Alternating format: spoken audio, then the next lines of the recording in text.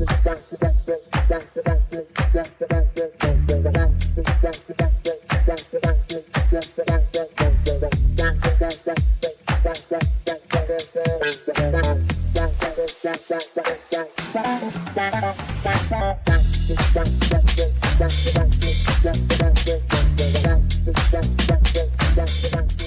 right.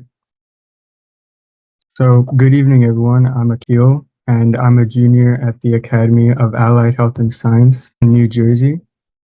And my research topic is sleep disorders and their impact on human health. So, for a quick synopsis of what I'll be presenting to you guys today, I will start off with my introduction, talking about the topic area I investigated, any research questions I set out to answer, and my objectives for this research. I'll then talk about my literature review experience and any relevant current research or different theories that are close to my topic. And then I'll move on to my methodology and results, where I will talk about how the data was analyzed and the results of the analysis and any findings that have been significant. And then I'll wrap up the presentation with a conclusion, talking about the results, any contributions I made, and any limitations that I came across regarding my research. So the general topic area that I have been researching for the past few months or so was sleep disorders. And I know that's like a very vague and expensive term, and that's why I gave myself 4 main research questions to answer to base my research on. And they were, what are the different types of sleep disorders? What causes sleep disorders? What genes and proteins relate to sleep disorders? And how do you prevent or treat a sleep disorder? And I feel like these questions were important to answer in my research because I feel that sleep is a crucial part of everyone's lives, and it is recommended that individuals sleep for about a third of their day, but a lot of people don't get that much sleep. And for someone to get diagnosed with a sleep disorder on top of that, it's very unfortunate. And it really intrigued me to find out why this happens and to pursue a research in that. And with that said, the research aimed to answer these 4 research questions, learn more about the intricacies of sleep disorders, and gain a overall better knowledge on the topic. So when it came to my literature review, my relevant research consisted of the types of sleep disorders, their prominent causes, genes and proteins, and the prevention and treatment. So the main types of sleep disorders that I discussed in my research were insomnia, narcolepsy, sleep apnea, and sleep paralysis, all of which were the 4 main sleep disorders that individuals suffer from. And the prominent causes for these various sleep disorders include psychological issues, stress, environmental factors like exposure to tobacco smoke, familial problems, and lifestyle factors like not enough physical exercise.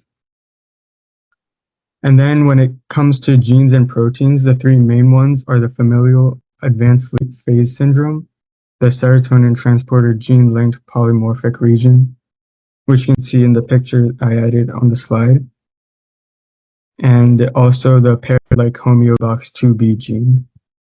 And the picture on the slide illustrates how the serotonin transporter link promoter gene polymorphism of the serotonin transporter gene is associated with amygdala response during negative emotional feedback. And then moving on, the main types of prevention and treatment for sleep disorders are light therapy, orofacial myofunctional therapy, cognitive behavioral therapy for insomnia, also known as CBTI, and also medicine, different types of medicines. However, the use of medicines is widely not accepted by a lot of people as it could induce other sleep or other side effects into the patient. So regarding my methodology and results, I conducted my literature review by collecting data from various sources, including medical databases, scholarly articles, and reputable sources. And additionally, I researched a national clinical trial by H. Laboratorius Pharmaceuticals SA, who conducted research involving the testing of melatonin combined with CBTI, or cognitive behavioral therapy for insomnia, in people over the ages of 55. So to recap this clinical trial, stage 1 involved about 300 participants in 3 groups, which were melatonin 3 milligrams plus CBTI, melatonin 5 milligrams plus CBTI, and the CBTI plus a placebo. And then the final analysis then compared the chosen melatonin dose plus the CBTI with the CBTI alone and a placebo to evaluate its efficacy in treating insomnia. So in my research, I found the most significant finding during my research process to be that through exposure to UV-free light with high lux intensity, someone can gain more energy, improved mood, and use the provided melatonin for a better night's sleep. And this is done through natural light stimulating the brain to release chemicals in one's body, as seen in the picture I added on the slideshow. So here I restated the 4 research questions that I based my paper on. And my contributions to this research answer these questions, which I've explained in the methodology and results section. And I've contributed to this research by researching various different medical databases, scholarly articles, and reputable sources, and also writing about many clinical trials on the current state of research regarding the topic of sleep disorders. And when it came to my limitations, I had like minimal limitations, and I only had trouble finding clinical trials that were modified to be in the present state of research on sleep disorders.